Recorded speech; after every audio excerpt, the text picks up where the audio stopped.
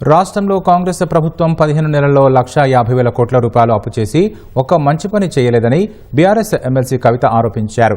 అప్పులు వ్యయంపై రాష్ట్ర ప్రభుత్వం స్పష్టత ఇవ్వాలని డిమాండ్ చేశారు. కేసీఆర్ ఆత్మగౌరవంతో కూడిన అభివృద్ధి చేస్తే రేవంత్ రెడ్డి నయవంచనకు పాల్పడుతున్నారని మండిపడ్డారు.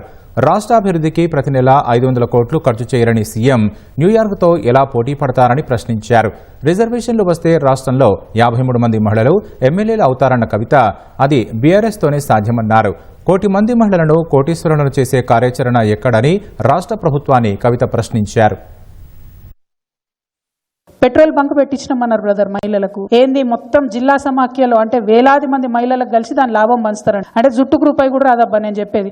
అటువంటి పరిస్థితుల్లో ఎట్లా కోటీశ్వర్లు అవుతారు మహిళలు? నెలకు దాదాపుగా 10,000 కోట్ల రూపాయలు అప్పు తీసుకొస్తున్నారు. మరి 10,000 కోట్ల రూపాయలు ఏడిపోయినట్టు? మీరు కనీసం మహిళలకు 2,500 ఇస్తలేరు. రుణమాఫీ ఇంతవరకు సంపూర్ణంగా కాలేదు. రైతు బంధు సంపూర్ణంగా కాలేదు. రైతు బీమాకి ఇంకా బాకీ పడి ఉన్నారు. బోనస్ ఇస్తామన్నారు, బోనస్ ఇవ్వలేదు. అది కాస్త బోగస్ అయిందని అందరూ కూడా మాట్లాడుకుంటున్నారు. మరి ఈ డబ్బులన్నీ ఏడిగిపోతున్నట్టు?